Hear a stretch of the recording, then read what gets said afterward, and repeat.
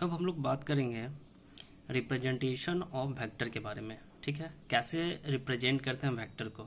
तो देखिए, अभी हम लोग क्या बताते कि वेक्टर एक लाइन है।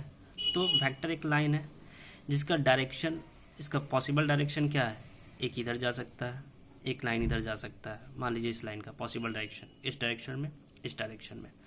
तो वेक्टर इज जस्ट, मतलब वेक्टर को हम लोग कहते हैं vector is directed line. Vector एक डायरेक्टेड लाइन है। ठीक है, तो अब वेक्टर को रिप्रेजेंट कैसे करेंगे, ठीक है, लिखना कैसे है, वेक्टर को समझेंगे कि लिखें कैसे इन द मैथमेटिक्स टर्म में। ठीक है, तो मान लीजिए कोई लाइन है, एक लाइन है। अब जैसे हम लोग, लाइन क्या होता था, लाइन में सेगमेंट होता था, A B is the line segment. तो ये जस्ट उसी की तरह है। ठीक है, लेकिन यहाँ पे हम लोग इसको वेक्टर की तरह देखेंगे। तो मान लीजिए कि मेरा एक ये पॉइंट है जिसको हम लोग इनिशियल पॉइंट बोलते हैं। ये क्या है, टर्मिनल पॉइंट। ठीक है, या इसको टेल बोलते हैं या इसको हेड बोलते हैं, ये भी बोलते हैं। तो मान लीजिए कि हम इनिशियल पॉइंट को ए ले रहे हैं और टर्मिनल पॉइंट को बी ले रहे हैं। तो वेक्टर को कैसे रिप्रेजेंट करेंगे, तो वेक्टर देख रहे हैं किस डायरेक्शन में जा रहा है, ए से बी की ओर। तो इस डायरेक्शन में है, तो जिस डायरेक्शन में जाएगा तो A B is the directed line, ये लाइन है। और ये जो ऊपर है, ये जो एरो दिख रहा है, ये वेक्टर का सिंबल है। ठीक है, तो ये ए बी डायरेक्शन मतलब ए से बी की ओर वेक्टर है। ठीक है, तो ये ए बी वेक्टर पढ़ेंगे इसको। सेम यदि मान लीजिए कि हम वेक्टर के ऊपर कोई मैग्नीट्यूड ले लिए, तो हम पढ़ें कि vector is direction as well as magnitude. Okay, तो मान लीजिए कि हम ए कोई मैग्नीट्यूड ले लिए, तो इसको कैसे रिप्रेजेंट करेंगे। तो ये क्या है, ये खुद एक वेक्टर फॉर्म में है। ठीक है, अब ये ए बी डायरेक्शन में था, हम इसको बी ए डायरेक्शन में भी कर सकते हैं। तो ये ए टू बी, ए बी यदि है तो हम ये ऐसे नहीं लिख सकते हैं, डायरेक्शन देखेंगे और वेक्टर को उसी तरह रिप्रेजेंट करेंगे।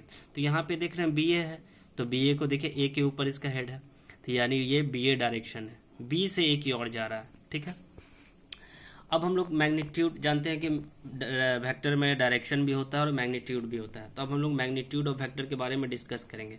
तो मैग्नीट्यूड ऑफ वेक्टर होता क्या है, length of directed line is magnitude of vector. जो लेंथ ऑफ डायरेक्टेड लाइन है, ये जो लेंथ है डायरेक्टेड लाइन का, वही उसका मैग्नीट्यूड होता है। तो हम क्या बोले, ये जो लेंथ है यहाँ से यहाँ तक, तो ये ए के बराबर है, यानी ए वेक्टर के बराबर, यानी ये इसका मैग्नीट्यूड है। तो इसको हम डिफाइन कर दिए हैं कि length of directed line is magnitude of vector and is denoted by modulus of A B. Magnitude को हम कैसे डिनोट करते हैं, मैग्नीट्यूड ऑफ ए बी। यदि ये कब लिखेंगे, यदि मेरा डायरेक्शन इस फॉर्म में लिखा हो, ए टू बी, तो ये इस फॉर्म में लिखा हुआ है, तब मॉडुलस ऑफ ए बी। ठीक है, तो ये vector of magnitude of vector हुआ ए बी। यदि